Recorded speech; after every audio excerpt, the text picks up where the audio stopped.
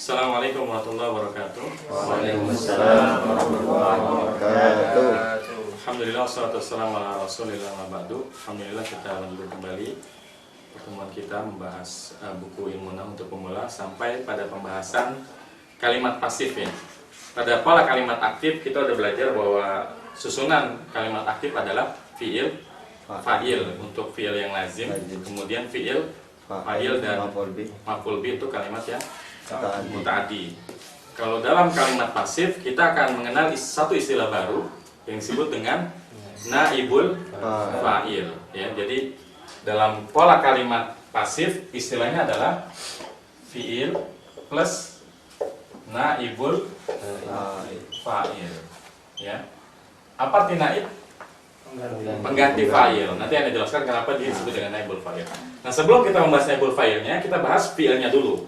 Karena fiil aktif, fiil ma'lum dengan fiil pasif, apa istilah fiil pasif? Fiil majhul beda polanya ya. Tapi cara merubahnya gampang ya. Jadi bagaimana cara merubah dari fiil ma'lum ke fiil majhul? Kalau fiil madhi gimana rumusnya? Dumma waluhu wa kusira ma qabla akhirih ya. Jadi kalau fiil madhi ya, fiil madhi dumma awwaluhu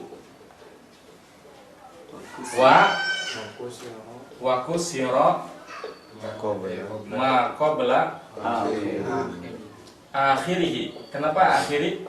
Nanti udah baca kan? Udah. Kalau ada dzaraf setelahnya mudhof ilaih ya. Dumma awwaluhu wa kusira ma qabla akhirih. Didomahkan huruf pertamanya. Misalkan doroba. Jadi duroba dulu. Wa kusira ma qabla akhirih, dan dikasrokan apa yang sebelum akhirnya. Maksudnya apa yang sebelum akhirnya? Satu huruf sebelum huruf yang terakhir. Duriba huruf terakhirnya apa? Ayo terus. Ada ketipu mulu. Asalnya doroba ya. Doroba huruf terakhirnya kan berarti apa? Pertama kita dumal dulu ya. Roba ya kan. Kemudian wa kusira ma qabla akhirih, dan dikasrokan Satu huruf sebelum huruf terakhir. Huruf terakhir apa? Ba. Berarti satu sebelum huruf terakhir apa? Ro. Berarti dikasrokan ba paronya. Ro-nya jadi duriba. Enggak peduli mau fi'il madinya doroba ataupun alima. Misalkan alima ya, asalnya alima, dumma waluhu menjadi ulima, wa kusira ma qabla akhirih. Udah kasroh ya, udah biar gitu aja ya. Ini cara merubah dari ma'lum ke majhul untuk fi'il madhi. Sekarang kalau fi'il mudhari gimana? Dumma awwaluhu wa futiha. Gimana? Sama dumma awaluhu, bedanya ini wa futiha Dan dibuka. Itu fathah. dan dipatahkan apa yang sebelum akhirnya. Contohnya asalnya ya teribu ya. Ya dari yul. Dumma waluhu jadi yudribu dulu. Wa futiha ma qabla akhirih ya. Berarti ini jadi yudrobu. Sekarang kalau fiil yang ini deh, ini kan sulasi mujarrad gampang. Sulasi mazid. Misalkan apa? Ta'allama, itu main susah, gampang aja. Ta'allama ya. Ta'allama. Mana huruf pertama? Ta. Berarti menjadi asalnya tu'allama. Jadi lagi Hah? tu'allima. Kemudian dipatahkan, dikasrokan satu huruf sebelum terakhir, berarti menjadi tu'allima. Tapi benar nggak ini?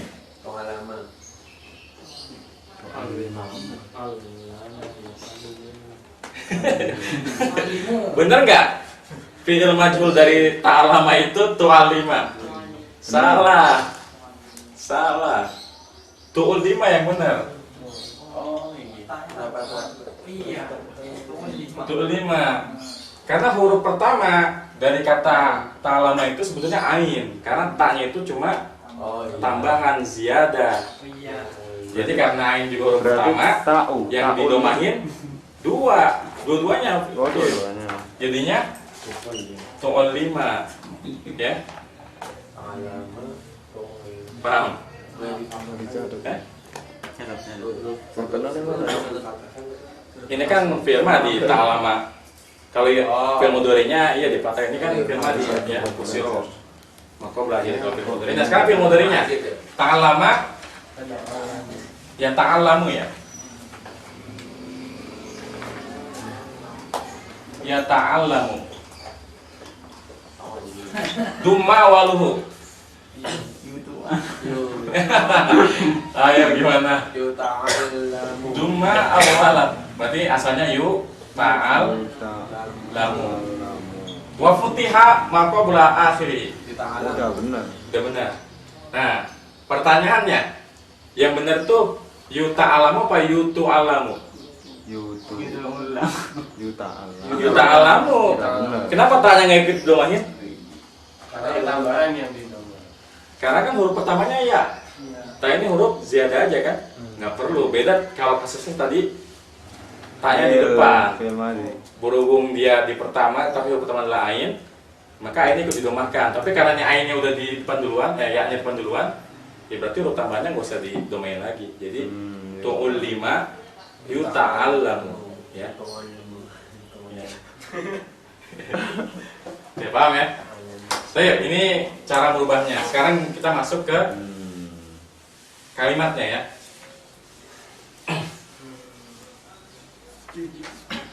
Misalkan asalnya adalah doroba ya. Doroba Zaidun. Jangan orang ah. Misalkan Zaid mukul anjing nih ya. Kalban ya. Zaid telah memukul Anjing. seekor anjing. Nah, ketika kita ingin merubah kalimat aktif ini menjadi pasif, maka hal yang dilakukan adalah fa'ilnya harus dibuang. Dalam pola kalimat bahasa Arab, kalimat pasif tidak boleh menyebut fa'il. Beda dengan bahasa kita. Kalau bahasa kita boleh nggak menyebut fa'il? Boleh. Zaid dipukul oleh, ya kan? Bakar. Oleh siapa? Oleh Bakar. Nah, kalau di bahasa Indonesia nggak boleh, harus konsisten. Karena tujuan dari membuat kalimat pasif itu memang karena kita tidak ingin menyebut pelakunya, fa'ilnya. Entah karena kita nggak tahu. Misalkan kita melihat ada anjing mati nih, ada anjing dipukul. Tapi kita nggak tahu yang mukul siapa. Duriba kalban. Kita katakan duriba. Kalban. Nah, kaidahnya adalah naibul fa'il itu marfu. Berarti duriba Kalbun. kalbun. Misalkan kita nggak tahu yang mukul siapa, kita katakan anjingnya dipukul, duriba kalbun. Atau yang kedua, kita tahu pelakunya, tapi kita nggak berani nyebut namanya. Misalkan yang punya anjing nanya, ini siapa yang mukul nih? Kita tahu yang mukul si siapa? Si Asad. Ya. Nah, Asad sini. Tapi kita nggak berani sama si Asad. Ntar kalau aneh sebut nama Asad, aneh dipukul juga gitu sama si Asad. Ya udah dia dibilang duriba kalbun. Masih terekam. Karena kita ngeri sama pelakunya. Atau yang kedua, karena sudah dimaklum, sudah maklum bahwa apa namanya, Yang biasa. yang melakukan itu Dulu. selalu orang itu. Misalkan di Quran banyak ya, innal insana khuliqa halu'a ya. Semua maksudnya diciptakan ya dalam keadaan apa halu'a, tidak pernah merasa puas ya. Nah, khuliqa di sini kan nggak ada fa'ilnya, tapi sudah maklum bahwa khuliqa di sini siapa yang menciptakan? Allah. Kayak begitu ya. Ya. Jadi ada tiga hal. Yang pertama karena kita nggak tahu. Yang kedua Karena tahu tapi takut. takut. Yang ketiga Udah dimaklum. sudah dimaklumi. Semua orang juga tahu ya. Baik. Doroba Zaidun kalban menjadi duriba kalbun. Nah inilah kenapa dia disebut sebagai naibul fa'il. Karena dia menggantikan posisinya Fa'il. fa'il. Makanya hukumnya Mangkok juga. dihukumi seperti hukum fa'il. Ya. Duriba kalbun.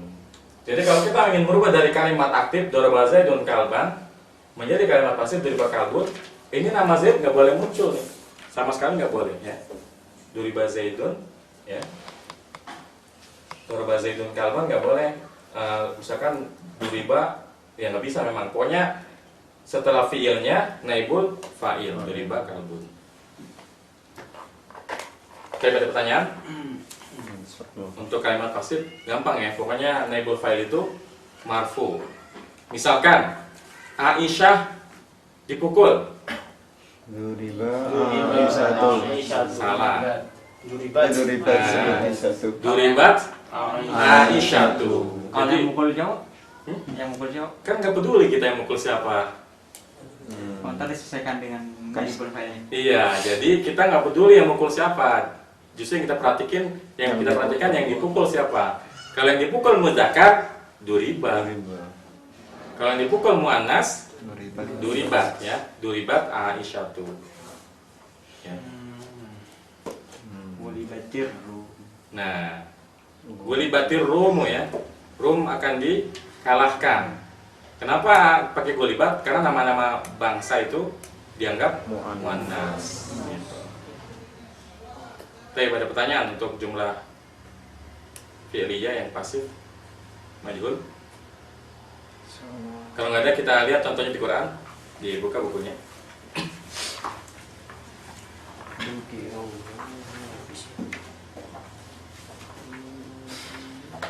Jadi kaidah kalimat pasif ya, fi'il yang digunakan wajib fi'il majhul dari fi'il muta'addi. Artinya fi'il lazim itu nggak mungkin bisa kita gunakan untuk kalimat pasif ya. Kayak misalkan jalasa ya, bisa? bisa. Nggak bisa, karena beda antara duduk dengan menduduki kan. Jadi kalau jalasa nggak bisa kita rubah ke yang lazim pasif. nggak bisa. Lazim nggak bisa. Ya. Tidak harus muta'addi fi'ilnya. Nggak ada isim maf'ulnya juga. Isim maf'ulnya maksudnya gimana? Isim maf'ul buat jalasa. Oh, kalau pembahasan tentang apakah fi'il lazim itu punya isim maf'ul itu pembahasan sorab sebetulnya. Sebetulnya hukum asalnya nggak ada, tapi dengan ditambahkan huruf jar bisa jadi boleh. Misalkan maghdub ya. Maghdub itu sebenarnya nggak ada, tapi kalau maghdubun ala boleh. Kalau maghdubun aja nggak boleh. Karena dia fi'il lazim, marah. Tapi karena ada huruf ala di situ bisa menjadi seperti aktif. Misalkan jalasa itu kalau majlusun ala boleh karena artinya itu diduduki jadinya. Tapi dengan catatan digandeng sama huruf jar. Ya, jadi fi'il lazim itu hukum asalnya nggak punya isim maf'ul. Tapi boleh, terkadang boleh kalau ditambahkan huruf ala. Tapi ini nggak sembarangan ya, samai. Kita harus melihat lagi orang Arab pakai nggak kayak gitu. Ya. Ya, kaidah pertama fi'ilnya harus fi'il majhul dari fi'il muta'addi. Yang kedua naibul fa'ilnya wajib marfu. Yang ketiga tidak diperbolehkan menyebut fa'il. Jadi kaidahnya sama dengan fira dan fara itu manis ya. Bedanya fara di sini bukan ya. Bukan fa'il tapi naibul fa'il ya. Tapi kita lihat contohnya di Quran banyak ya. Di surat Al-Anfal innamal mu'minuna alladzina idza dzukirallahu ya. Lihat, Allahu jadi naibul fa'il. Kemudian ada lagi tuh wajarat kulum wa idza tuliyat ya. Tuliyat alaihim ayatuhu ya. Tuliyat. Mana naibul fa'ilnya? Ayatu ya, karena ayatu muannas maka tuliyat, enggak tuliyat ya. Kemudian dalam surat Rum ya. Gulibatir rumu ya. Kemudian lagi di surat apa? Yang surat Al-Buruj ya. Kutila ashabul ukhdud ya. Kutira ashabul ukhdud. Naibul fa'ilnya adalah ashabu. Yang nomor 2 itu Al-Anfal ya. Kenapa itu? Kan ternyata panjang ya. Kirain yang Al-Anfal ini yang mana yang baris 2 ya? Oh. Enggak, katanya dzukirallahu di baris pertama ya. Ya, ini banyak ya di Qurannya. Seperti di hadis juga ada ya tentang Ramadan. Tidak ada kalau syahrul Ramadan ini banyak nih. Ya. Futihat abwabus samai wa ghulliqat abwabu jahannam wa sulsilatis syayatinu. Jadi ini tiga-tiganya contohnya ya. Ini ghulliqat ya. Futihat, gulikot, sama sulsilat. Kita ada pertanyaan untuk fiil majhul, terima kasih. Gampang ya? Insyaallah. Misalkan verb ya. Aisyah sedang dipukul. Duribat Aisyah. Sedang. Oh, sedang. Yad.